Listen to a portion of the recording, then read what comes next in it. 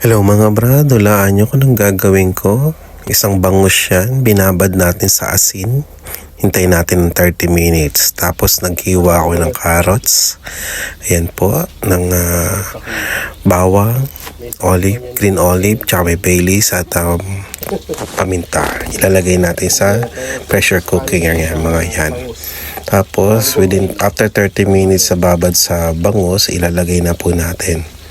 Uunahin natin ilagay yung mga condiments, tapos yung ulo at buntot muna.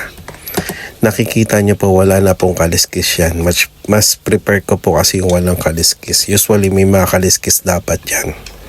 Pero kasi yung pag walang kaliskis parang mabilis kainin, diba? Yan yung first batch. Second batch naman po, tatabunan naman natin ulit ng carrots, paminta, Baileys, green olive. Tapos susunod na po dyan yung bawang tsaka yung part na gitna. Yun po yung susunod natin dyan. Ayan po, nilagay na natin yung paminta. Yan na po yung gitna.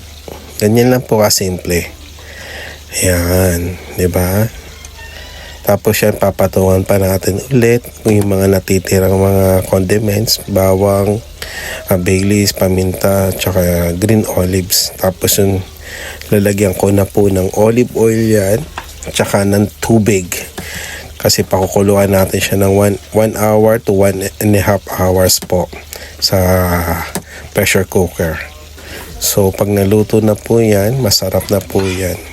Ito po yung first time kong gumawa nito, bangus gourmet. Hindi ko alam kung anong kalalabasan. Tansya-tansya lang po yung mga ingredients natin dito mga brad.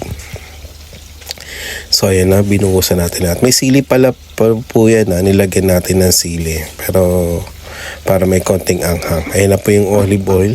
Nilagay na natin. Kalahati po yan nilagay ko.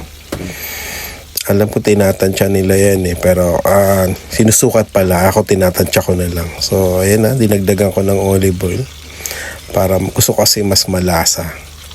Tapos nilagyan din natin ng tubig yan. Para hindi masunog yan. Kasi pressure cooker natin at hindi mo nilagyan ng tubig yan, masusunog yan mga brad. So ayan na po. After 1.5 hours, ganyan na po siya. Luto na po yan. Sira na naman ang dahil natin mga brad. Thank you for watching.